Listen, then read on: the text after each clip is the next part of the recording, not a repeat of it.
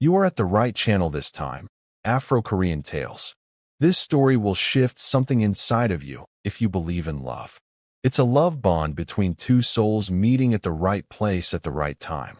You are at the right time, so please do the right thing by clicking the like and share button to support the channel. Stay on track with this one. I promise it's going to be a roller coaster of emotions. Let's dive back in. When a billionaire slid a check across his desk and told Josh Sidibe to walk away from the woman he loved, Josh looked at that money the way a man looks at something that has completely missed the point. He slid it back. She was 23. Katie Mao, beautiful, brilliant, composed, her father's jewel.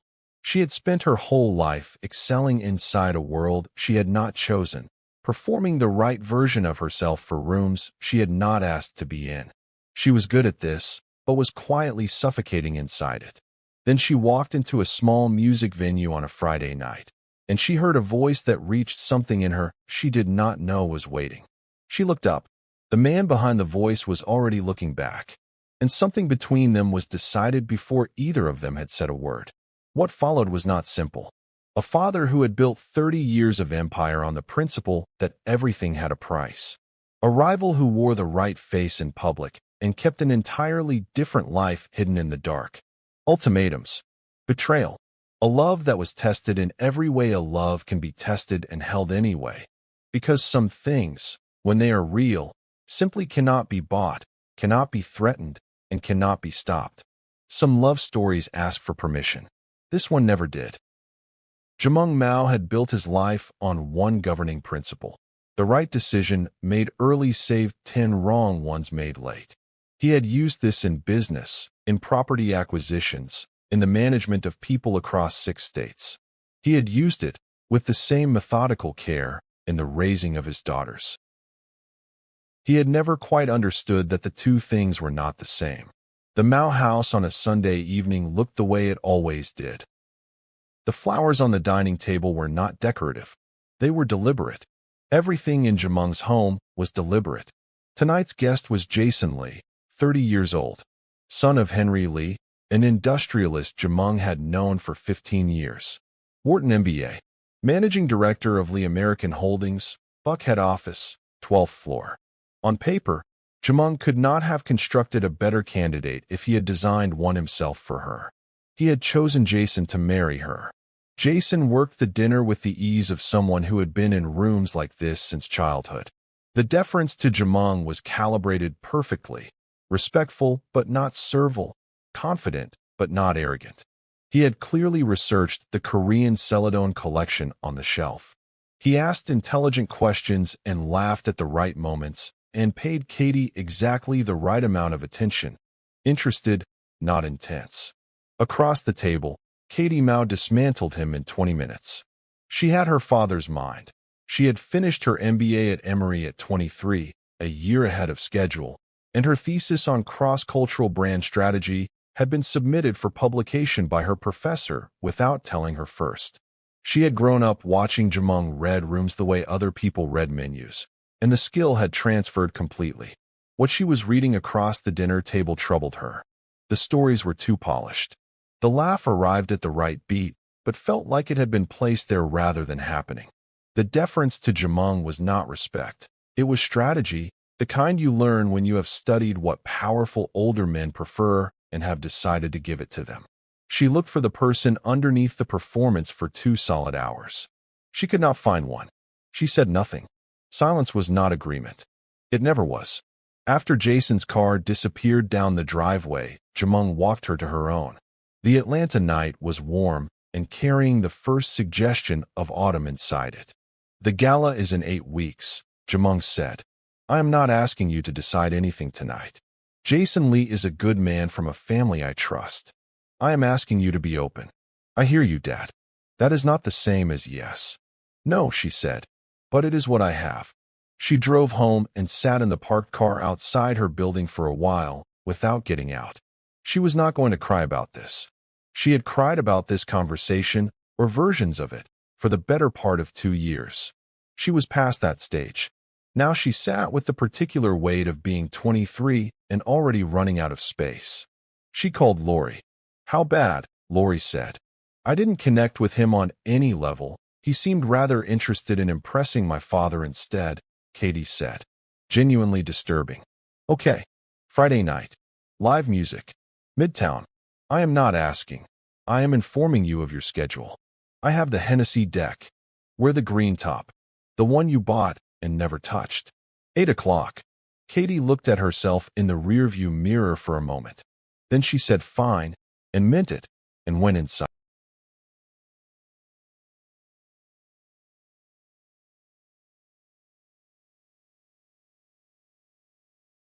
The venue was called The Loft. Midtown Atlanta. Not a stadium and not a dive. Something in between, exposed brick and a sound system that had cost considerably more than the furniture and an audience that had been told by someone they trusted that tonight was worth showing up for. Lori had saved 2 spots in the 3rd row, slightly left of center. Katie looked at the spots and looked at the bar and looked at Lori's face. The expression Lori wore when she had already decided something and was simply waiting for the other person to catch up, and went to the 3rd row. She had worn the deep green top at Lori's specific instruction. She had her phone in her hand when she sat down. The opening act finished. The room reset.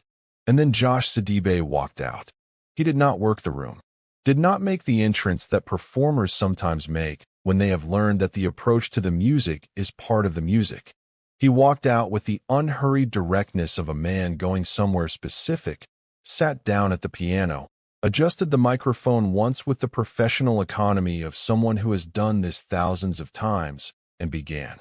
Not announced, not introduced, just began, as though continuing a conversation he had been having somewhere private and had decided, without ceremony, to make public. The first song was about his father. Katie did not know that yet. She would find out later, and the knowing would reframe the entire memory of that first song in a way that made it land again from a completely different angle. But she felt it even without knowing it. The specific gravity of a person singing about something they have not finished grieving. The specific courage it takes to stand in a room full of strangers and offer your grief up and let them decide what to do with it. There was no armor in it. No performance of openness designed to manufacture intimacy.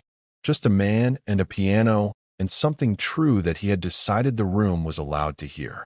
Katie put her phone in her bag. She did not take it out again. 3 songs in, he moved from piano to guitar. The 4th song was the one. It started in a familiar place, a chord progression the room recognized, the kind of thing that makes an audience settle back slightly, because they know where they are and where the road goes. Then in the bridge of the 3rd verse, he did something unexpected. A borrowed chord. A flat 7 where the ear was waiting for something else. A momentary left turn into a different tonal neighborhood, held just long enough to create genuine uncertainty about where the resolution would come from.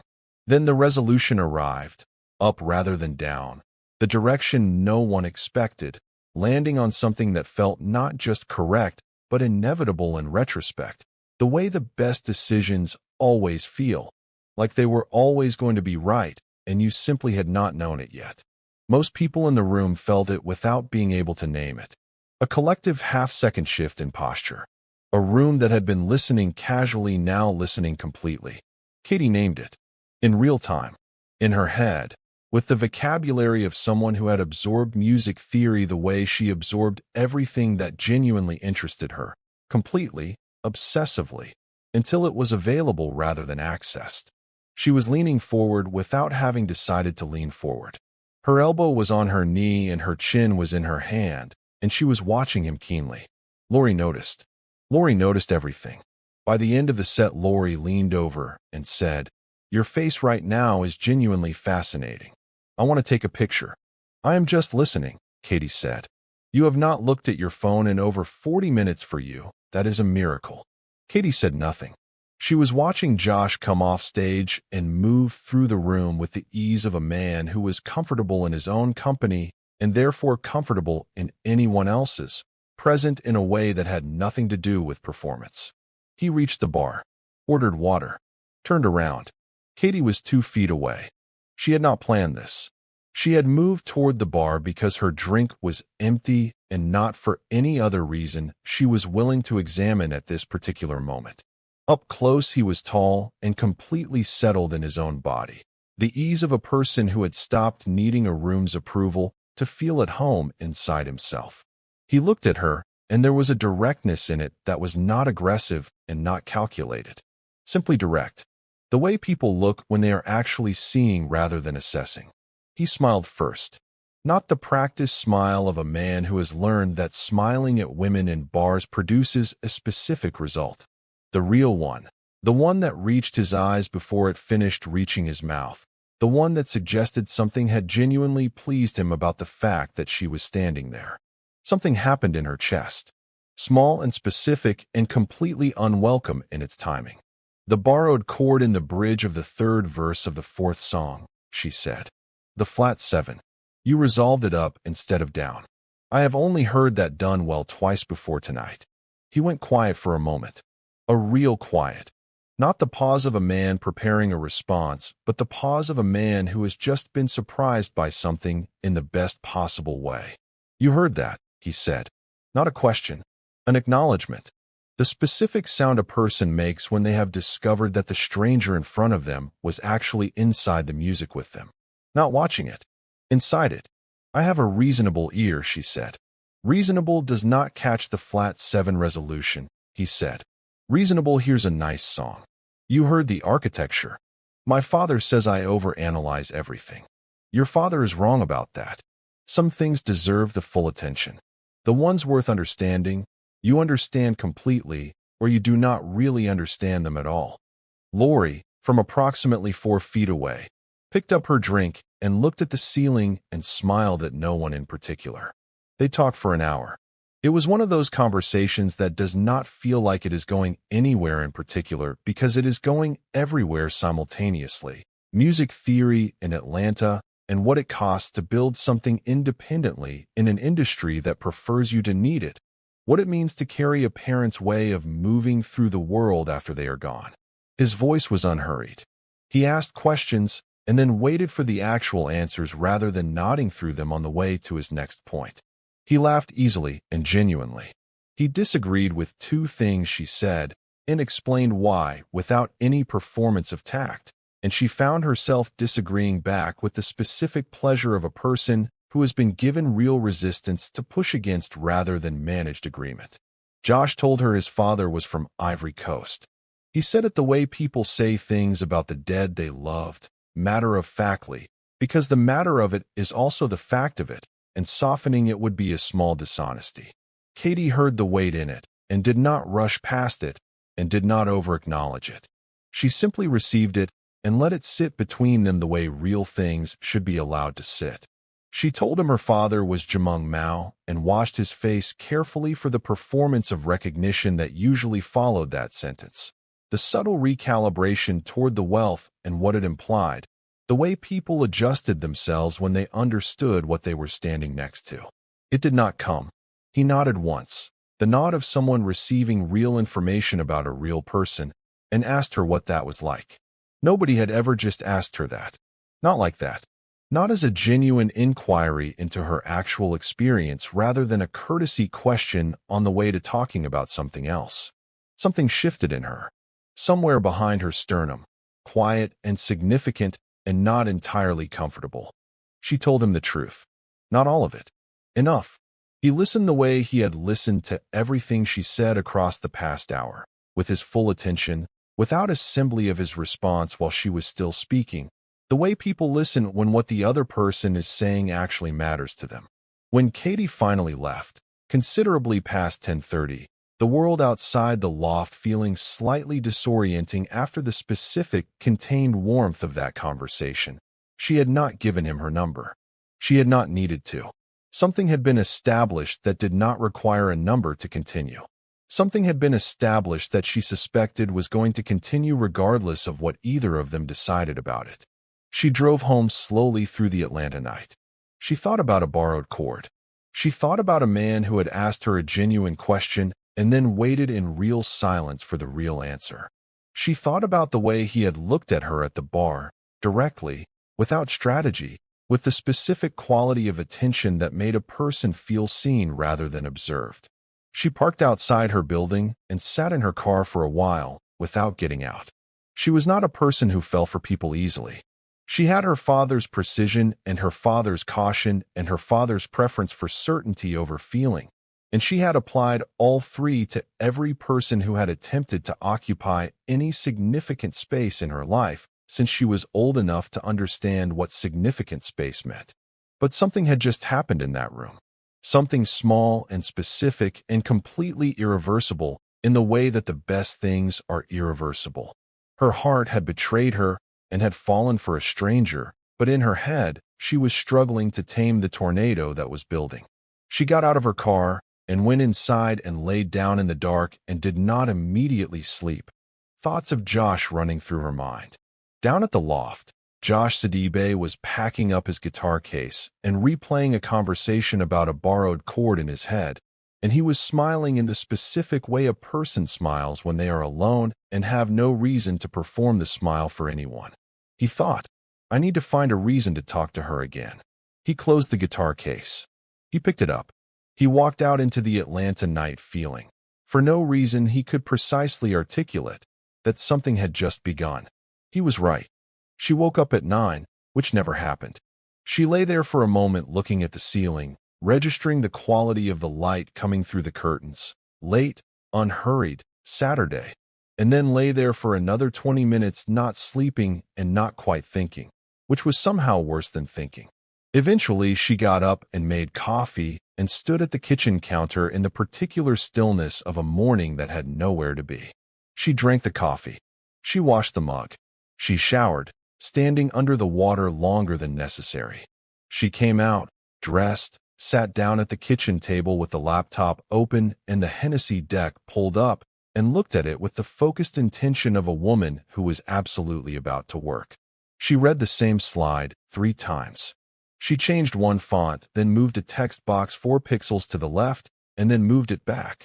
After 20 minutes, she closed the laptop and sat there looking at the middle distance. That was when she picked up her phone and saw that Lori had called twice. Once at 7:43, once at 8:21. She called back. Lori picked up on the second ring. You never sleep past 7. I know. A brief pause that contained multitudes. Are you okay? I am completely fine, Katie said, in the tone of a woman who was aware this answer was not convincing anyone. I am sorry I missed your calls. Do you want to get brunch? I have been waiting for you to ask me that since 10:30 last night, Lori said. Inman Park. 45 minutes. Katie looked at herself in the dark reflection of the closed laptop. Her hair was still damp. Her face was doing the thing it had been doing since 2 in the morning, some combination of tired and distracted, and something else she did not have a clean word for. She went back to the wardrobe. She stood in front of it longer than the occasion required. She put on the dark glasses before she left. The sky outside was a flat Atlanta gray, soft, and undecided. She put them on anyway. Lori was already sit at their spot before she saw Katie coming inside. She let Katie sit down and order before she said anything.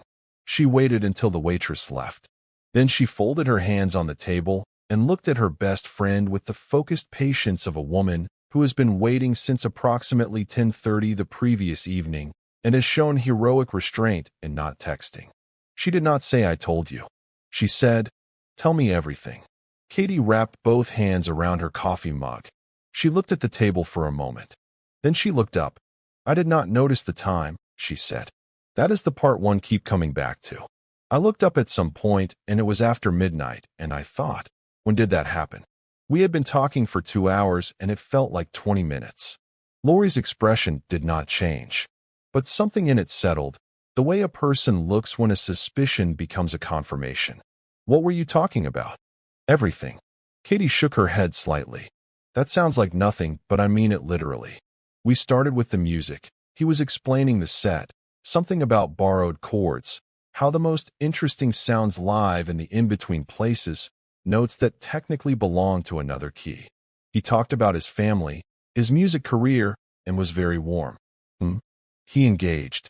And then somehow we were talking about cities, And then about what it costs to be good at something you did not choose. He asked me what it was like. Being my father's daughter. Just asked me. Directly. Like he actually wanted to know. Lori said nothing. She was very good at saying nothing when saying nothing was the right move. And I told him, Katie said. I told him the real version. Not the version I give people at my father's events. The actual one.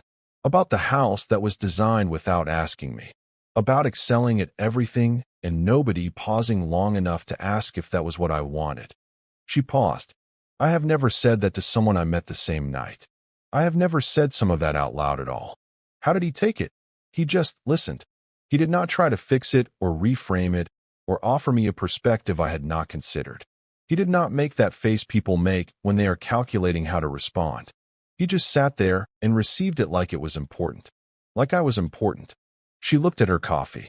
Not my father's daughter. Me. Lori was quiet for a moment. How does he talk?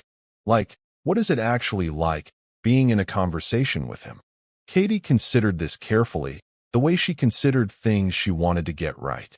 Unhurried, she said. That is the first thing. Like he has never once felt the need to fill a silence before it was ready to be filled. Most people, when there is a pause, you can see them reaching for something. He just waits. And then when he says something, it lands cleanly because there is no noise around it. She turned her mug in her hands. And he is funny. Not performing funny. Not the kind of person who signals that a joke is coming. He says something, and you are already laughing before you have fully registered why. What does he sound like? Lori. I heard 4 sentences from across a room. I am asking for the full picture. Katie exhaled. He's a sweet talker. The same tone whether he is saying something serious or something completely ridiculous. It is, she paused, looking for the word. It makes you lean in. Not because he is being mysterious about it. Just because he is not raising his voice to meet you halfway. You go to him. Lori picked up her coffee cup and held it in both hands and looked at her best friend over the rim of it. He is also, she said, objectively, empirically, very good-looking. That is not. Katie. I was standing 12 feet away. I have functioning eyes. A pause. Something shifted in Katie's face. Not quite a smile. The thing that lives just underneath one. It is deeply inconvenient, she said quietly. Yes. Lori laughed, short and bright, and after a half-second Katie laughed too. The helpless specific laugh of someone admitting a thing they had been holding at arm's length all morning. The voice in the face, Lori said. And he listens. And he is funny. And he kept you talking until midnight without you noticing. When you list it like that. I am listing it accurately. Katie looked at her. You are enjoying this. I am enjoying this so much, Lori said, without apology. They settled. The laughter faded into something quieter. Lori reached for the small jug of creamer on the table, topped up her cup, and then said, with the casual precision of someone who had been holding the question in reserve, Did you exchange numbers? Katie wrapped both hands back around her mug. No, she said. Lori set the creamer down. Why not? It did not. Katie paused. The evening ended naturally. It did not feel like the kind of moment where you say, Hang on, let me find my phone. So you just left. We said goodnight. It felt complete. In the moment. She said this with the faint defensiveness of someone who has been arguing the same point internally since approximately 12:15 in the morning. Lori looked at her. And now I know he plays a residency at a venue in Ponce Highland. First and third Thursdays. A pause. And he knows I work at the Meridian Group building on Peachtree.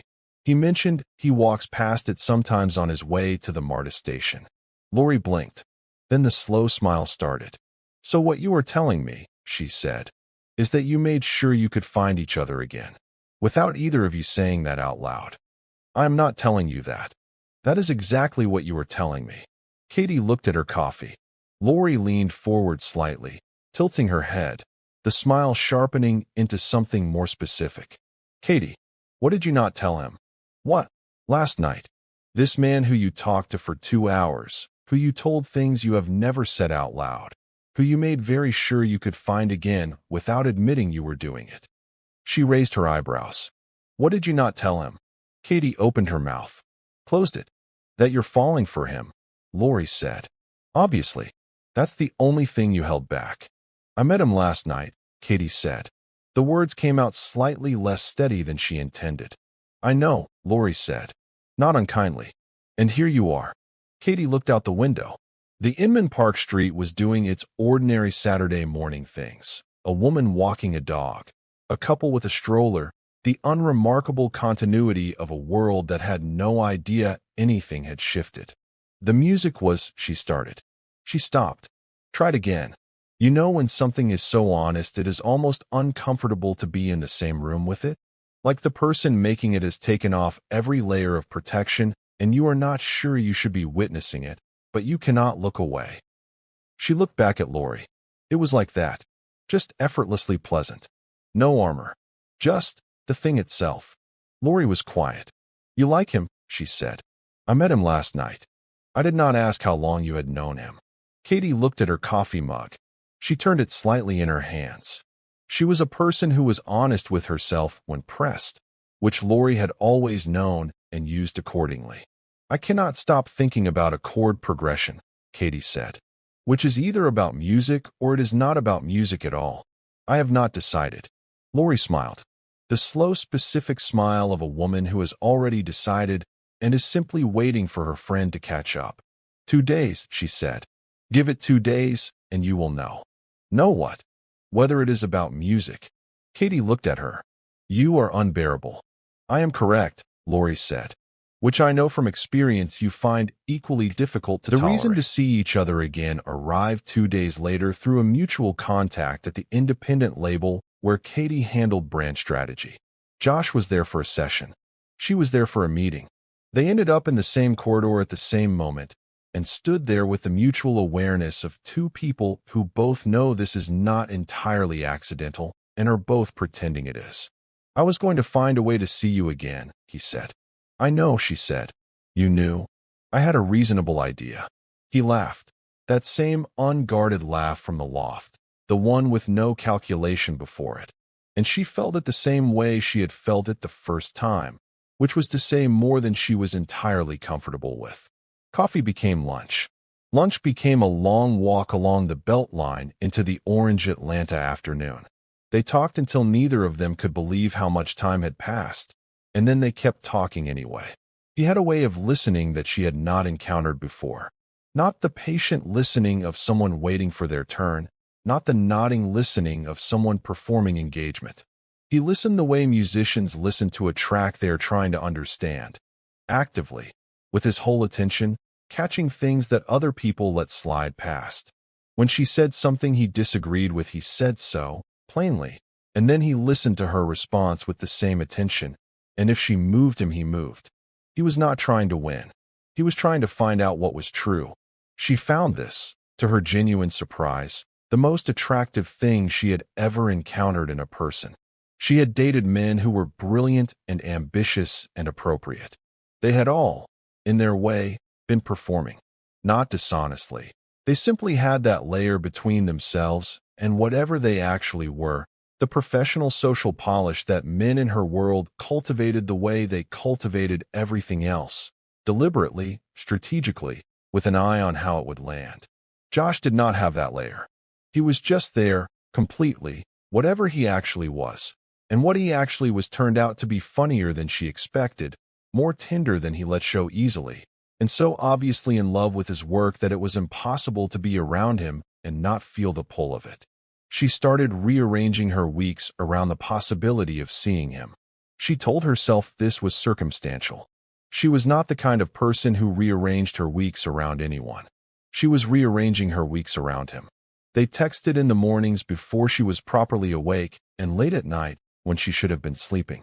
He sent her tracks he was working on, and she sent back notes that were more detailed than anything she gave her paid clients. And he used them, really used them, incorporated what was useful, and explained why he was not using what was not.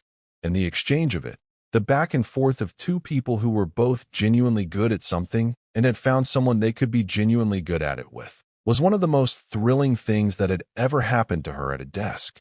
On the second Sunday, he cooked for her.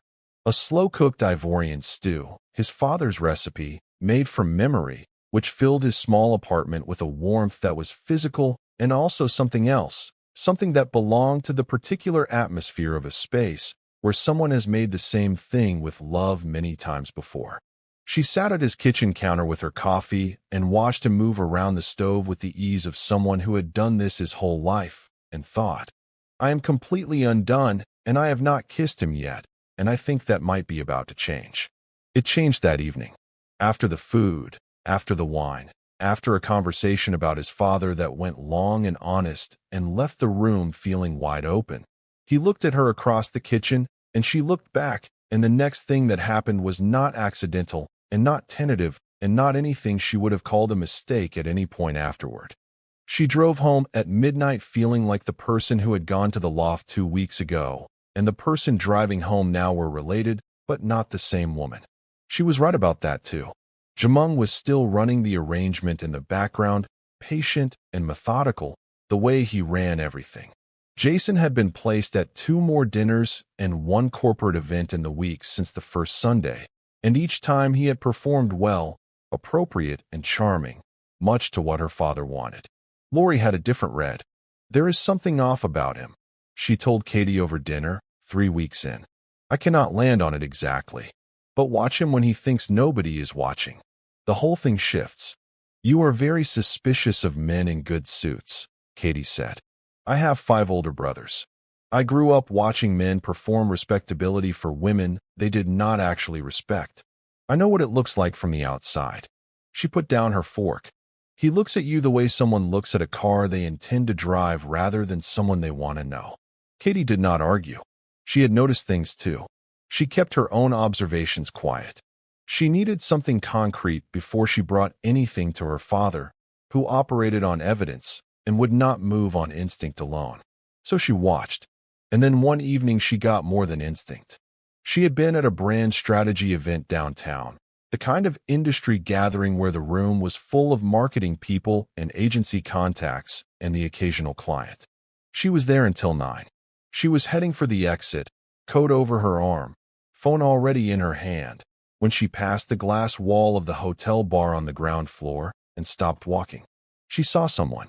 It was Jason Lee. He was in a corner booth with a woman. Not a colleague across a table, a woman pressed against him in the specific way. His hand was at her waist. He was kissing her. Not a greeting, the kind that only happens between people who have done it many times before. Katie stood completely still on the other side of the glass. The woman laughed at something. Jason smiled.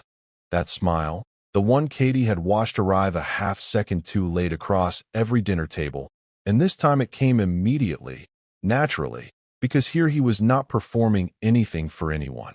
Katie walked outside. The Atlanta night air hit her, and she stood on the pavement for a moment, just breathing.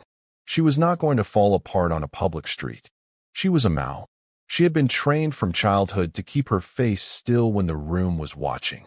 She called Jason. It rang 3 times. Then, Katie. Hey, warm, easy. Not a man who had just been kissing someone else in a hotel bar 40 seconds ago, to hear him tell it. Hey, she said. Her voice came out perfectly even. She was her father's daughter. What are you up to tonight? Still at the office, unfortunately, he said. Late meeting with the Tokyo team. Time zones are a nightmare. Why? Were you hoping to see me? Still at the office. She looked through the glass. He was still in the booth. The woman had her head on his shoulder now. Just checking in, Katie said. Don't let me interrupt. Good night, Jason. Good night. I'll call you tomorrow. She ended the call before he finished the sentence.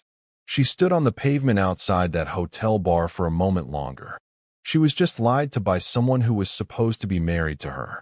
She stood there because she needed a moment to locate her anger inside the shock, to find it and hold it and decide what to do with it before she moved.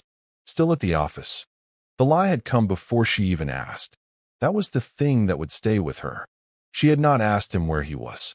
She had asked what he was up to, and he had placed himself at the office, in a meeting, without hesitation, which meant the lie was not reactive. It was prepared. It was a lie he had already decided to tell before the phone had even rung, because he had a version of his evening ready for exactly this kind of call, And he deployed it the way he deployed everything, smoothly, warmly, without a single stumble. She thought about how many times that version of the evening had been deployed. She thought about how many phones he had answered from how many women while sitting in how many hotel bars. She walked to her car. She sat in it for a moment with the engine off. She put the phone down and sat with it. She could not prove anything. What she seen was a man in a hotel bar with a woman. What she could prove was that his response had been too smooth, too immediate, too perfectly calibrated. Not the response of a man who had nothing to explain, but the response of a man who had explained things like this before and had learned exactly how to do it. She called Lori. Lori picked up on the second ring. She could hear immediately that something had happened. She had 7 years of practice reading Katie's voice, and she knew the difference between tired and troubled. "Tell me," Lori said. Katie told her. The bar, the corner booth, the woman, the hand on the chair back, and then the phone call. Jason's warmth arriving exactly on cue. The explanation delivered without a single stumble. The voice that did not change. Lori was quiet for a moment after she finished. Lori did not say, "I told you so." That was not how she operated when it actually mattered. Instead, she said, "This is not good. What do you need right now?" "I need to know if this is a pattern," Katie said. "Not a feeling, not a suspicion. Something I can take to my father because he will ask me for more than what I have." "Then we find out," Lori said. "Together. Tell me what you need." It did not take long. Lori was thorough. She had always been thorough. It was one of the things people underestimated about her. The warm southern energy and the easy laugh made people assume she was decorative, which was a mistake they generally only made once. She spent 3 days pulling threads through her network. She had contacts in Atlanta's event and entertainment world, people who moved through the city's nightlife and private functions, and the specific social layer that connected old money to new money to the people who served both. She asked quiet questions. She waited for answers. What came back was not what she had expected. Her contact was a woman who worked at a club in Midtown, a dancer named Susie, 26 years old, originally from Savannah, who had been in Atlanta for 4 years. Lori's contact knew her. Not well, but well enough to know her situation. Susie had been seeing Jason Lee for 2.5 years. She had a daughter with him, 18 months old. Jason had been at the birth. He paid for the apartment they lived in, a nice one, in Brookhaven, far enough from Buckhead that the worlds did not collide. He came twice a week. He had never introduced Susie to anyone in his life. He had told her, when she had pressed him about it, that his family would not understand, that he needed more time, that he loved her, but the situation was complicated. The situation had been complicated for 2.5 years. Lori sat with this for a day before she called Katie. She needed to be sure of the information and she needed to think about how to deliver it, because this was not a screenshot of a social media comment. This was a child. This was a woman who had been kept hidden in an apartment while Jason Lee performed the role of eligible bachelor for Jumong Mao's dinner table. She called Katie on a Thursday evening. "I found something," Lori said, "and I need you to be somewhere quiet when I tell you, because it is more than we thought." Katie went to her bedroom and closed the door. Lori told her all of it. She did not soften it. Katie did not ask her to. When Lori finished, there was a long silence on the line. "A daughter," Katie said finally. 18 months old. Another silence. "He was at my father's dinner table," Katie said. "He sat there and he talked about his future and what he wanted to build, and he looked at me like I was the plan. And the whole time, there was a woman in an apartment in Brookhaven with his child in her arms." "Yes," Lori said quietly. "She does not even know about me." "Probably not," Lori said. Katie was quiet for a moment. She was not going to cry about Jason Lee. She had never actually felt anything for Jason Lee. What she felt now was something colder and more clarifying than hurt. It was the specific fury of a woman who has been handled, who has been moved around a board like a piece without anyone asking her whether she wanted to be on the board at all. His family would not have accepted her, Katie said. A dancer. No family name. No connections. So he hit her. And then he came looking for me because I was the acceptable version.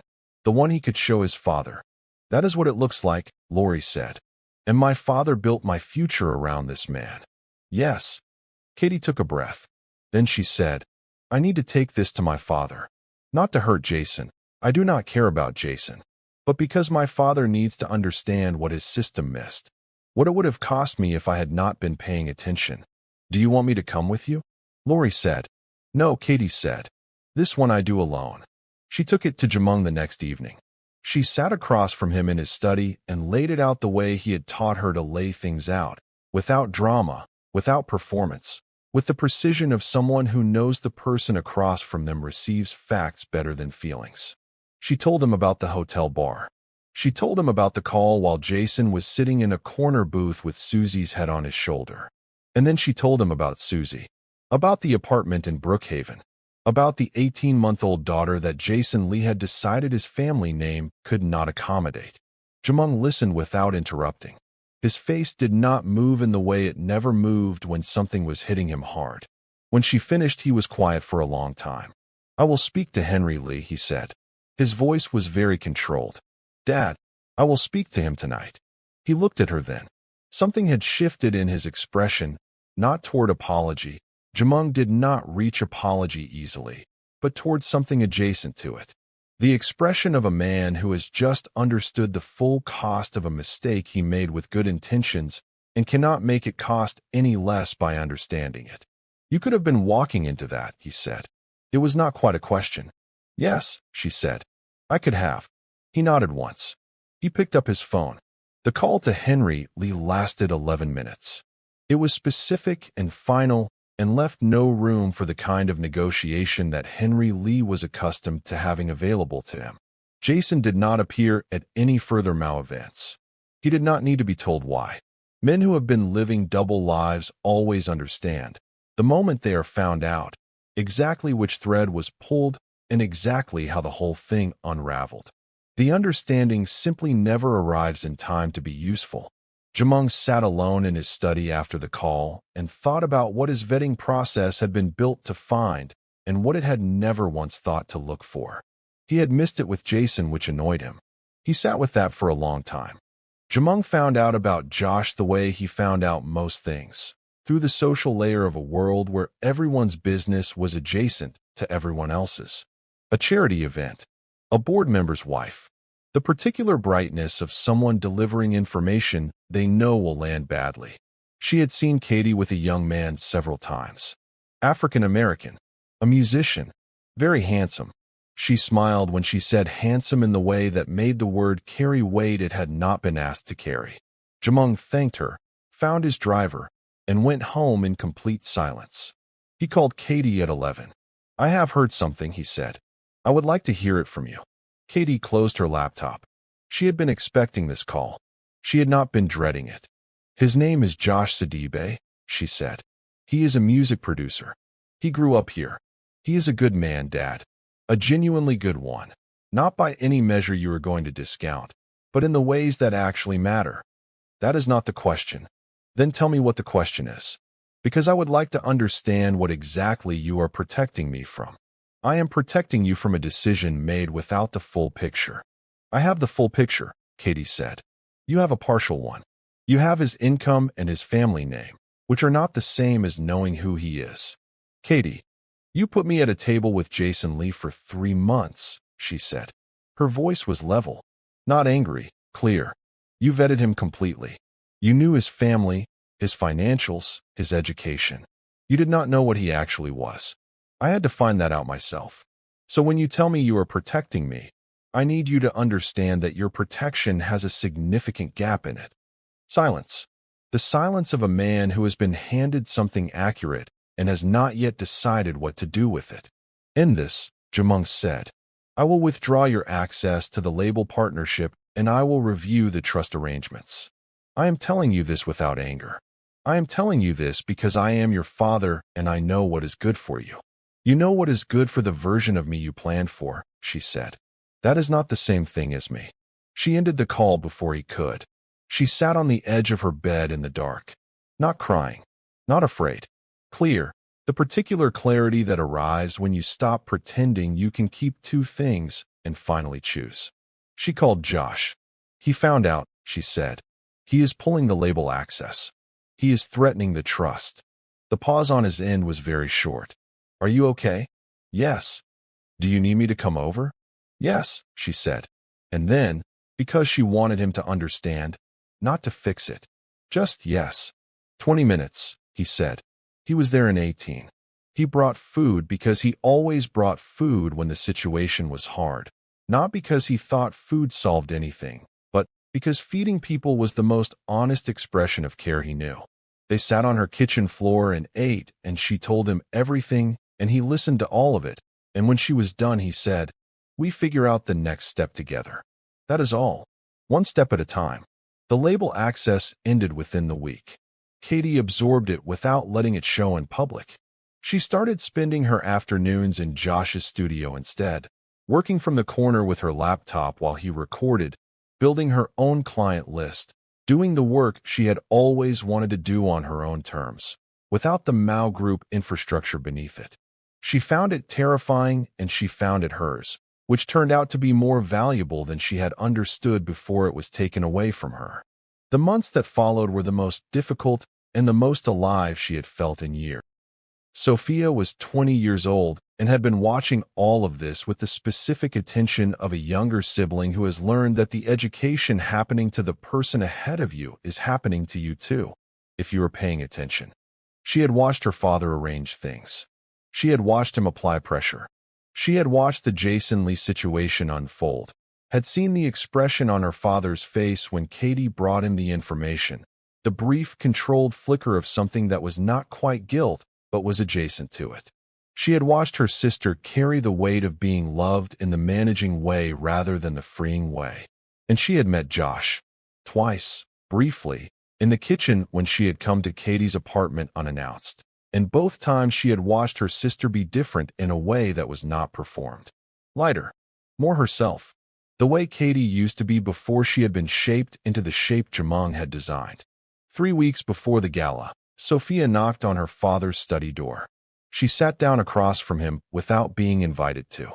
She looked at him the way she had always looked at him. Directly, without flinching, because their relationship had always been built on the understanding that she was the daughter who said the thing the other one could not. "I need to ask you something," she said. "And I need you to actually answer me. Not manage me. Answer." Jumong set down his pen. "If I fell in love with someone you did not approve of," Sophia said, "would you do to me what you have done to Katie?" The room went quiet in a specific way. Jumong looked at his younger daughter, 20 years old, still open in a way that Katie, who had spent more years under the particular weight of his expectations, was no longer quite open. He looked at her, and he knew his answer. He had always known it. He simply had not been required to face it in a form this direct, from a face this close to him. He did not speak. The silence was the answer, and they both understood this without saying so. Sophia held his gaze for a long moment. Then she stood. "I love you, Dad," she said. "But silence is a choice too. And I think you know what yours just told me." She drove directly to Katie's apartment. When the door opened, she looked at her sister and said, "All the way. Whatever happens, I am not neutral, and I am not going anywhere." Katie pulled her in and held her in the doorway while the evening went on around them. Nothing needed to be said after that. The fact of Sophia being there said it. 2 weeks before the gala, Jumong called Josh directly. He gave him the home address and a time, 7 on a Tuesday. The home rather than the office, which Josh understood immediately as a choice about setting. He told Katie. She said, "You do not have to go." He said, "I know," and went anyway. He arrived on time because his father had taught him that punctuality was the most basic form of respect, the one that cost nothing and communicated everything. The Mao house at night was warmer than he had imagined. Family photographs on the walls. Books that had been read rather than displayed. The home of a man who had built something significant and then, over time, made it into a place where people actually lived. Josh stood in the hallway for a moment and thought about what it meant to grow up inside a life this carefully constructed and what it would cost a person to grow up inside it and decide to want something different. Jumong was at his desk. He gestured to the chair. Josh sat. He put nothing on the desk. He simply waited. Jumong opened a drawer and placed a single sheet of paper in front of Josh. A number, handwritten. Nothing else. I am prepared to offer you this to end your involvement with my daughter, Jumong said. I am not insulting you. I am making a practical proposition. If the number is not right, name the one that is. Josh looked at the paper. $10 million. He looked at it for a while, not performing consideration, actually looking at it. Then he looked up. With respect, Mr. Mao, he said, you have misunderstood the situation. Jumong said nothing. You are offering me a lot of money because in your experience everything can be resolved with the right number. As much as this is tempting, I don't need it, sir. My love for your daughter can't be bought. Sir, because money is not the point here. Then tell me what the point is, Jumong said. The point is that I am not here for anything your family has, Josh said.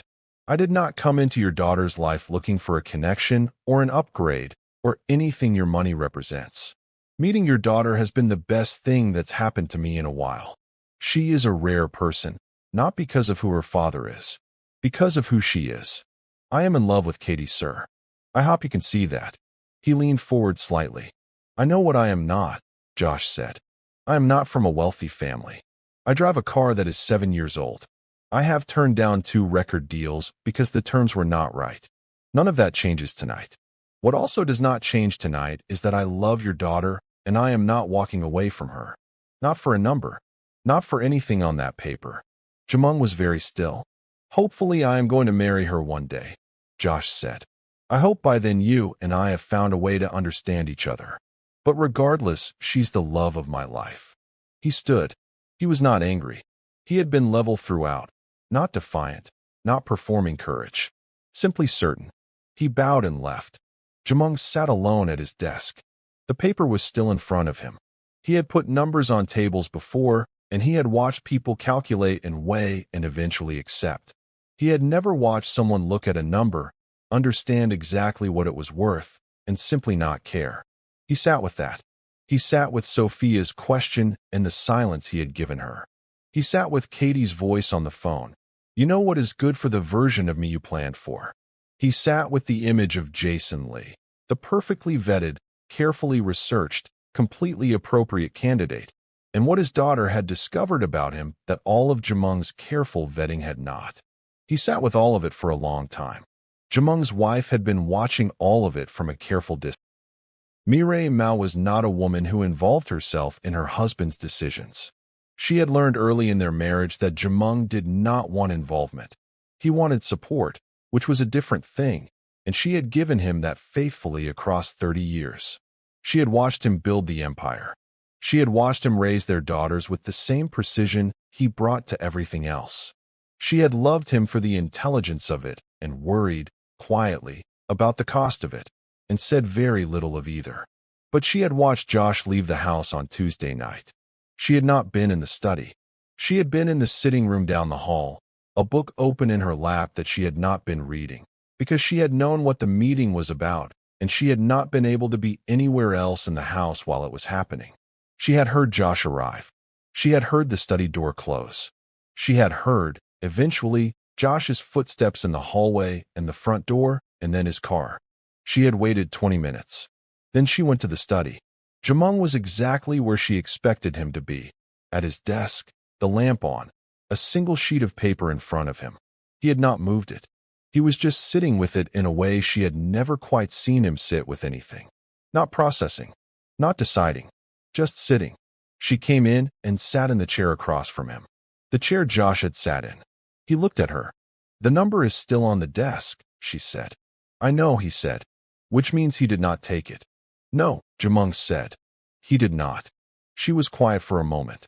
She looked at her husband, at the expression on his face, which was the expression of a man who had been shown something he could not unsee and was not yet sure what to do about it.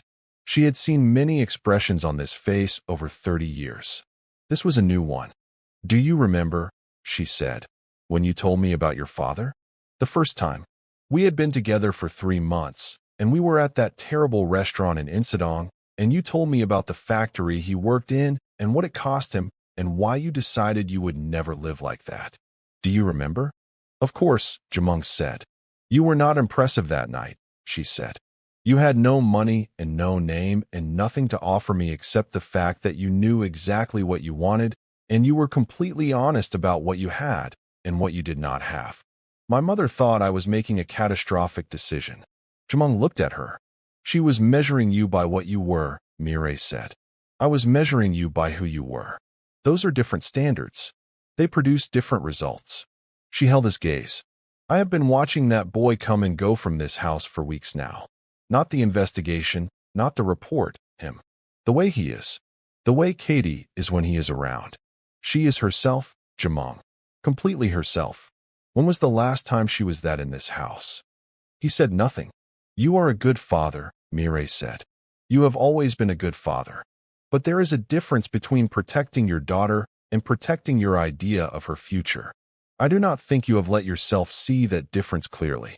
She stood. She put a hand briefly on his shoulder, not pressing, just there. That man walked out of here without your money and without raising his voice. He loves our daughter. I know what that looks like. I recognized it. She walked to the door. Then she stopped. She got her stubbornness from you, she said, and her taste from me. Trust mine on this one. She left him alone in the study. The house was very quiet. Jumong sat at his desk for a long time. He looked at the paper. He thought about a woman at a terrible restaurant in Insadong 30 years ago who had looked at a man with nothing in his pockets and decided to measure him differently. He thought about what it had meant to be measured that way, what it had given him, what he had become because someone had believed in the person rather than the position. He reached over and turned the sheet of paper face down on the desk. Then he sat in the quiet and let himself understand what he had been refusing to understand for months. Jumong said nothing for a moment, then lit up a cigar. He didn't smoke except something bothered him, and at this moment a lot was running through his mind. He was always right about everything, but this time it felt like he was wrong about the thing that mattered most. The Mao Group annual gala was held at the Grand Hyatt Buckhead on a Friday in late October. 600 guests. Every significant family in Atlanta's Korean-American business and social world. 2 senators. The kind of room Jumong Mao had spent 30 years earning the right to fill. He stood near the entrance and watched it assemble and felt, for the first time in as long as he could remember, uncertain about what he had been filling rooms like this for. Katie arrived with Sophia, not with a date, not with anyone Jumong had selected or suggested or arranged. Just his 2 daughters walking in together, Sophia a step behind, and to Katie's left, her posture the posture of a person who has chosen a side and is not hiding it. Everyone in that room who understood social architecture, and in that room, nearly everyone did, understood what that entrance meant. Jumong watched Katie move through the room.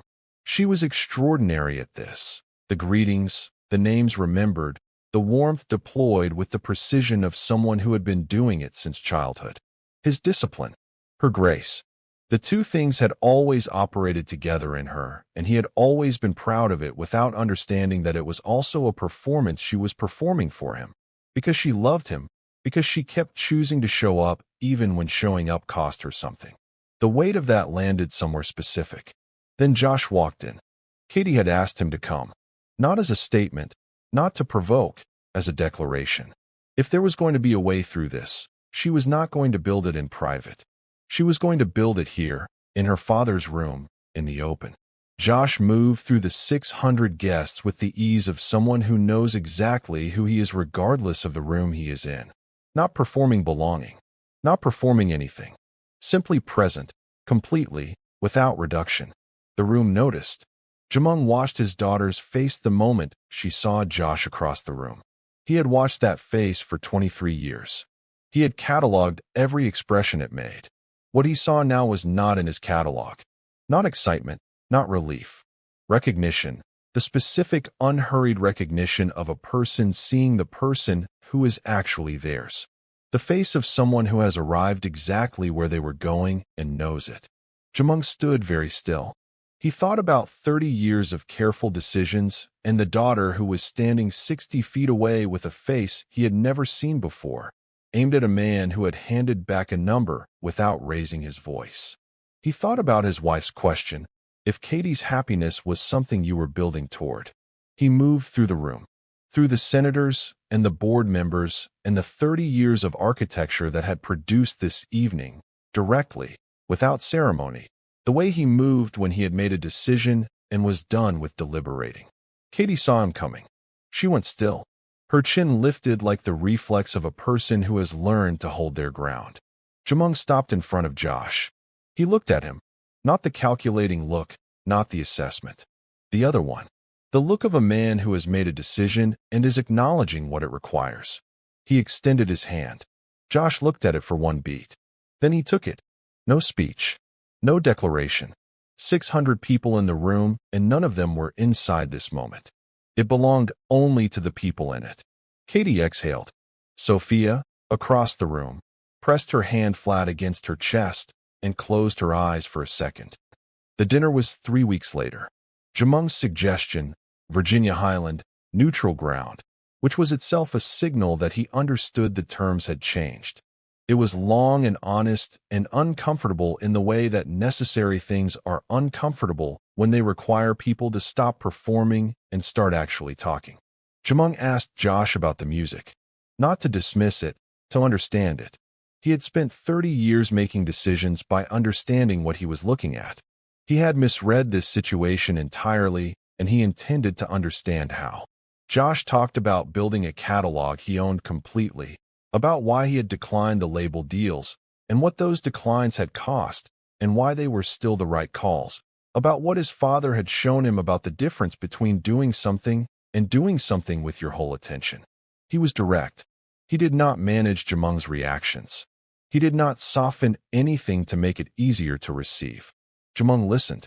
He found things he had not expected to find, that he said nothing about what he found. When the bill came, he took it before Josh could reach for his wallet. When he stood to leave, he looked at Josh for a moment. The direct look, the one that meant he was speaking from somewhere real. "My daughter is the best thing I have built," he said. "I understand that now. Not as something I am telling you, as something I finally know." He put on his coat and walked out. Josh and Katie sat across from each other in the restaurant with the candle between them burning low. "That is the most honest thing he has said in a very long time," she said. "I know. Is it enough?" He looked at her. "It is a beginning," he said. "Beginnings are all any of this ever is. We build from here." She held his gaze across the table. She thought about the first time they had met at the loft. She thought about the months of choosing each other in the small, repeated ways that constitute a real thing. She thought about what it had cost and what it had given her, and whether she would do it the same way again. She would do it the same way again. Without hesitation. She smiled. "Let's get out of here. I've got a surprise for you," he said. Josh pushed back his chair and held out his hand across the table. No explanation. Just his hand, open, waiting. Katie looked at it and then at his face, and she knew that expression. She had been learning it for 2 years, the particular stillness he got when he had already decided something and was simply giving her the chance to arrive at the same place. She took his hand. He led her outside into the Atlanta night. The air was warm and carrying something electric in it, the way Atlanta air gets before the weather changes. She thought they were just stepping out for air until he kept walking, past the entrance, down the pavement, around the corner to a small courtyard she had not noticed when they arrived, tucked between 2 buildings, a single lamp casting a circle of amber light onto the wet stone. He stopped in the middle of it and turned to face her, and the look on his face made her breath catch before she even understood why. Then she saw what was in his hand. The ring caught the amber light, and she felt something move through her from her chest all the way down. Not surprise exactly, because some part of her had known for months in the quiet way you know the things that are already decided, but something larger than surprise. Something that had no precise name and did not need one. He took her hand and held it and said, "The first night I heard you describe my music back to me, I thought, that is the person I have been playing for without knowing it. Every song I have written since has been reaching towards someone who actually listens.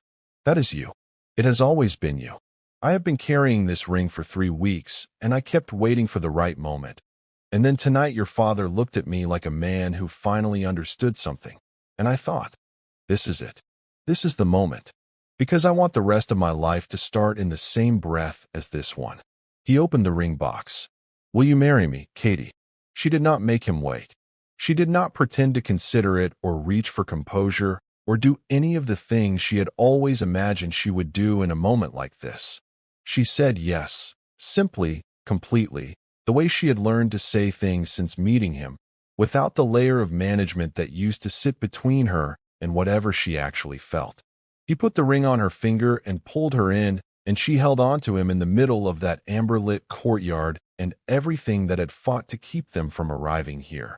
The ultimatums, the money, the man her father had chosen, the months of difficulty, receded to exactly the distance it deserved, which was very far. Then the rain came. Not gradually. Atlanta rain never arrived gradually. It came all at once, warm and sudden and completely indifferent to the occasion. The way southern rain comes when it has somewhere to be. It soaked them both in about 15 seconds. Katie pulled back and looked up at the sky and laughed. The full laugh, the one with nothing held back, and Josh looked at her standing in the rain in her good dress with her wet hair and the ring on her finger, and he thought, I would not move from this courtyard for anything in the world. They stood in the rain for a long time. Neither of them moved first. Eventually Katie pulled back and looked at him, soaked, laughing, the ring catching what little light the lamp still offered. And she thought about a Friday night 2 years ago when Lori had asked 4 times, and she had finally said fine and worn the green top and sat in the 3rd row and heard a borrowed chord that changed the direction of everything. She thought about what it had cost to get here, the dinners she had sat through, the lies she had uncovered, the number on the piece of paper that this man had handed back without raising his voice. She thought about her father standing in a corridor in his best suit saying, I owe you an apology, and what it had meant to finally hear it. She looked at Josh and she thought, all of it, every single bit of it was the price of admission to this courtyard in this rain with this person. And it was the best deal she had ever made. He tucked her wet hair back from her face. She leaned into his hand. The rain kept falling. Atlanta kept moving around them, indifferent and loud and entirely unaware that something irreversible had just happened in a small courtyard between 2 buildings on a warm October night. They did not mind. They had each other. That was enough. That was everything.